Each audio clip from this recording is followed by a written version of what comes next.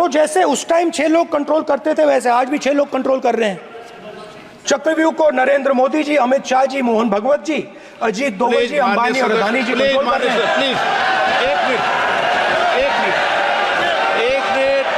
Minute please, नहीं सब बोलने दीजिए। हाँ, आप बैठिए। माननीय सदस्य, आप संवैधानिक पद पर हैं। आपके कई माननीय सदस्यों ने यहाँ पर मुझे लिख कर दिया है कि जो माननीय सदस्य का सदस्य नहीं है उसका नाम नहीं लें। आपने लिख के दिया है। नो, आपने क्या आप उसकी पालना करना चाहते हो? स्पीकर सर गलत। मैं माननीय स्पीकर सर एक minute, hold on speaker sir, अगर आप चाहते हैं तो मैं एक मिनट मैं प्रतिपक्ष के नेता से ये तो अपेक्षा करूंगा सही कि वो सदन की नियम मर्यादा को बने, ये अपेक्षा करता हूं। आप चाहे नहीं करें पर मैं अपेक्षा करता हूं। नहीं सर, मैं अगर आप चाहते हैं सर, मैं एनएसए का और अदानी और अंबानी का नाम इस लिस्ट से निकाल देता हूं। फिर माननीय सदस्य आप, अगर आप चाहते हैं सर। प्लीज, मैं नहीं चाहता। सदन के नियम प्रक्रियाओं से सदन चलता है। सर, अगर आप कहते हैं मैं निकाल देता हूं। नो सदस्य, मैं 3 ही नाम यूज करूंगा। नहीं माननीय सदस्य, नहीं कहा। और आप वीडियो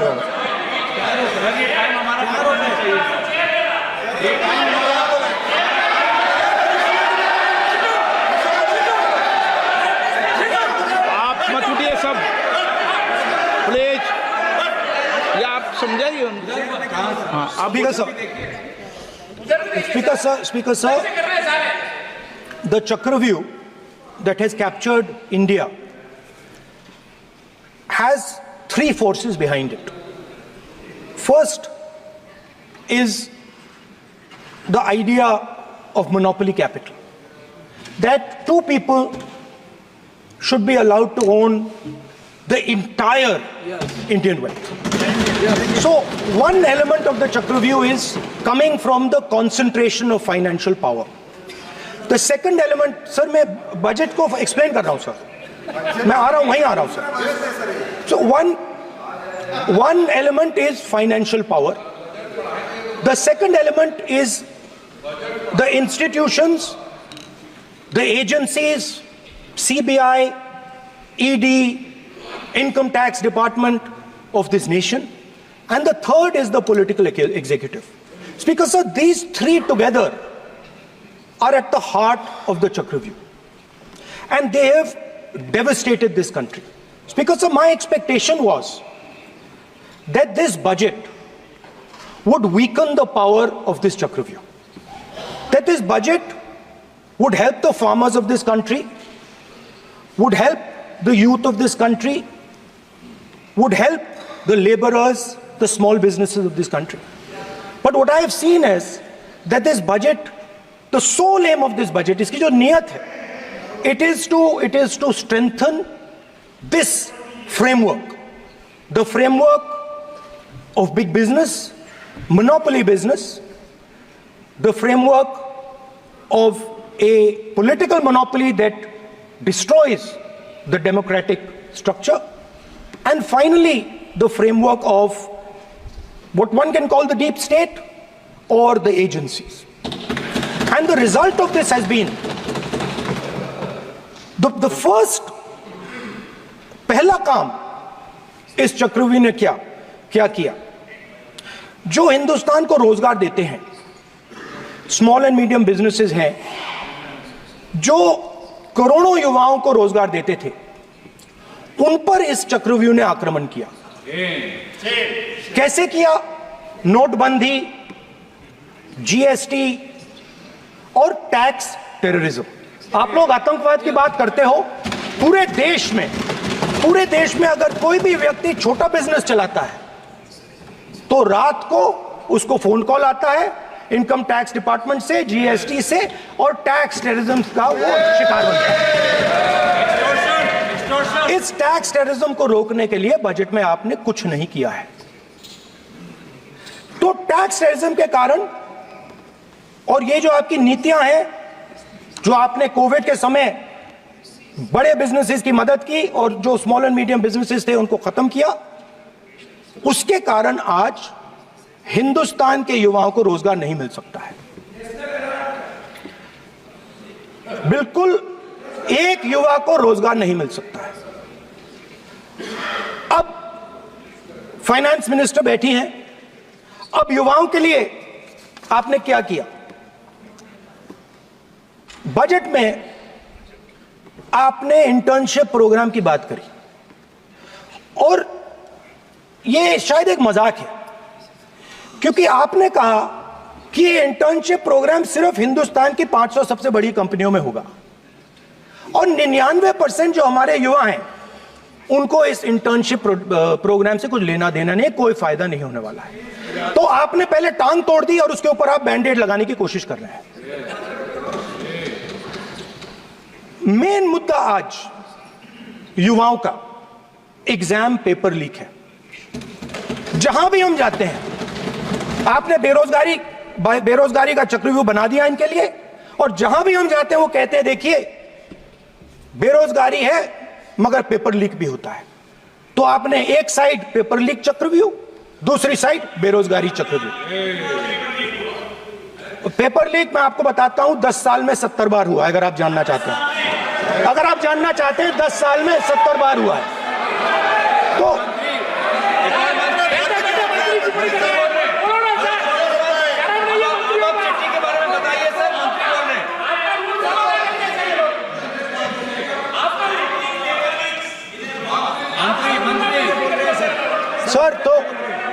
सर तो पेपर लीक के बारे में फाइनेंस मिनिस्टर ने बजट में एक शब्द नहीं कहा है। युवाओं के लिए पेपर लीक सबसे जरूरी मुद्दा है, उन्होंने एक शब्द नहीं कहा है पेपर लीक के बारे में। एक बार उन्होंने पेपर लीक नहीं कहा और उल्टा जो एजुकेशन बजट में पैसा देना चाहिए था वो आपने 20 साल में सबसे कम पैसा दिया है। 2.5% of budget is gone to education. Sir दूसरी तरफ आपने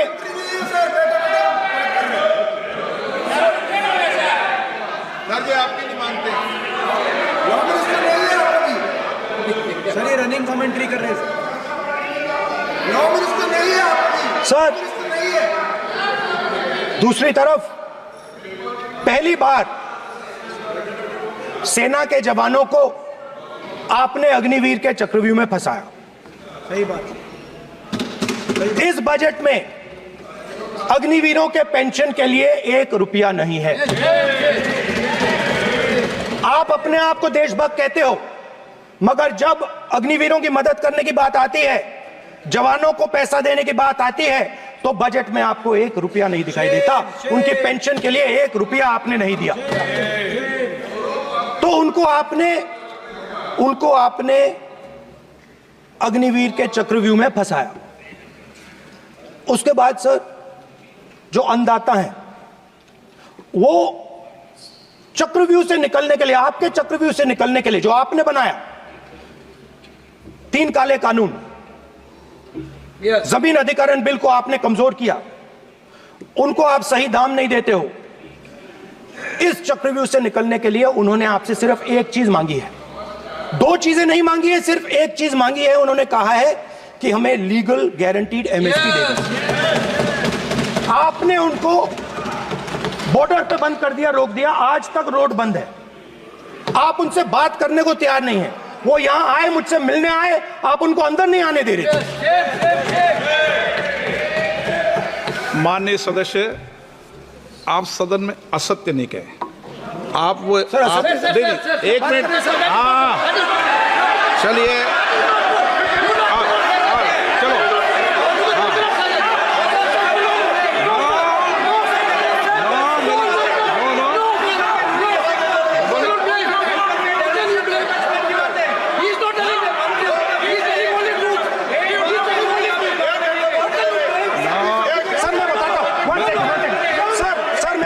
चलो, सर मैं आपको फैक्ट बताता हूं सर, जो मुझे एक सेकंड, हाँ बता, मैं आपको फैक्ट बताता हूं, फिर आप मुझे करेक्ट कर दीजिए।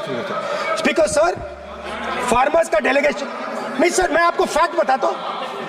पर आपके माननीय सदस्यों को कह दें वो सदन पर आरोप नहीं लगाए। रिपोर्ट से बोलता हूं मैं, बिना रिपोर्ट के नहीं बोलता हूं।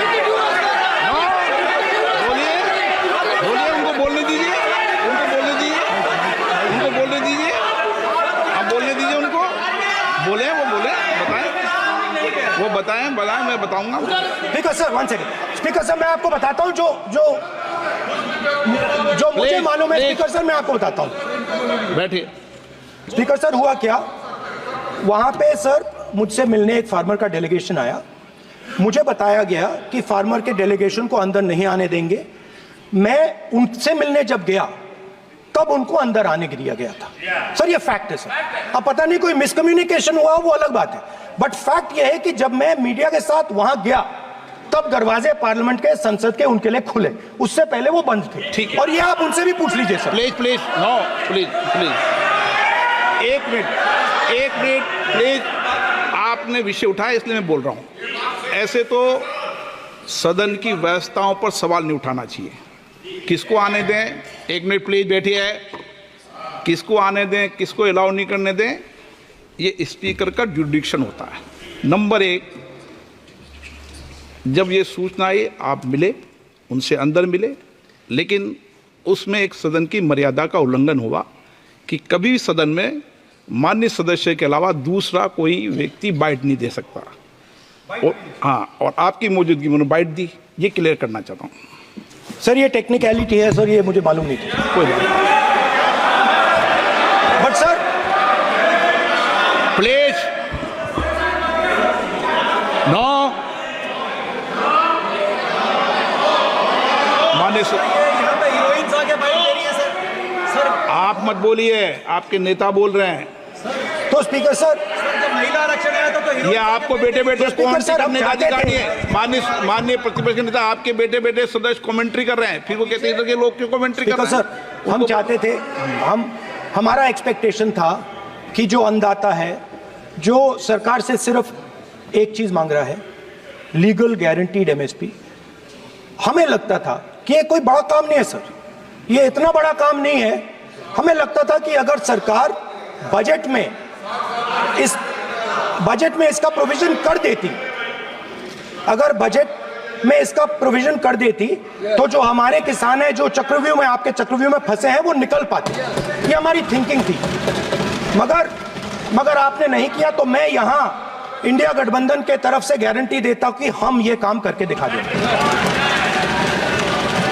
जो आपने अपने बजट में नहीं किया, वो मैं हिंदुस्तान के सब किसानों से कहना चाहता हूं, गारंटीड लीगल एमएसपी हम इस सदन में पास करके आपको देंगे।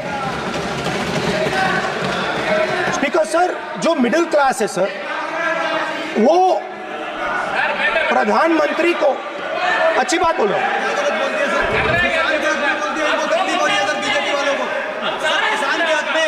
अगर नेताजी पक्ष बोल रहे हैं तो आप बैठे बैठे टिप्पणी आप मत करो। आप करोगे तो वो भी करेंगे। आप मत करो, मैं सब साइलेंट करो। प्लीज फिर टिप्पणी कर रहे हो आप, प्लीज।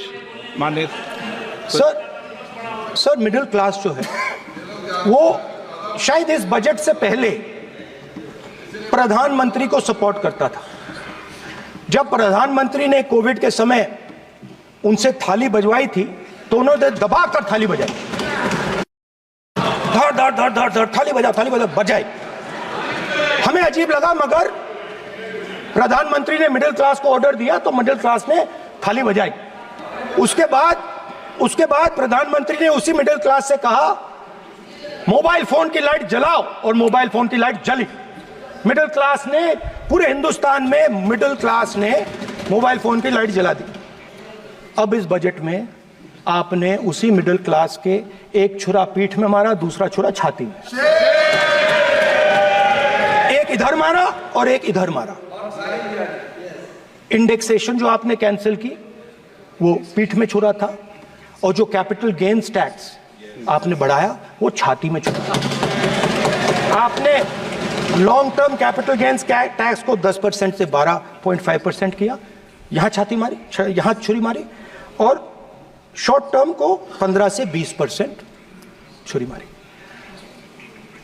दुख की बात है, मगर इसमें एक इंडिया गठबंधन के लिए एक हिडन बेनिफिट है। मिडिल क्लास अब आपको छोड़ने जा रही है और इस साइड आ रही है। तो मेरा कहना है, जहां भी आपको मौका मिलता है आप चक्रव्यूह बना देते हो। एक चांस मिलता है आप चक्रव्यूह बना देते हो। हम चक्रव्यूह तोड़ने का काम करते हैं। हमारे बजट में किसान का कर्जा माफ हुआ, चक्रव्यूह तोड़ा। मनरेगा हुआ, चक्रव्यूह तोड़ा। तो हम चक्रव्यूह तोड़ने का काम करते हैं, आप चक्रव्यूह बनाने का काम करते हो। आप चाहते हो कि हिंदुस्तान छोटे छोटे छोटे छोटे छोटे खांचों में रहे और हिंदुस्तान के गरीब लोग सपना ना देख पाए। सिर्फ अदानी और अंबानी। अरे क्या सर? सर मैं सर कैसे बोलूं सर? माननीय सदस्य एक मिनट सर माननीय सदस्यगण,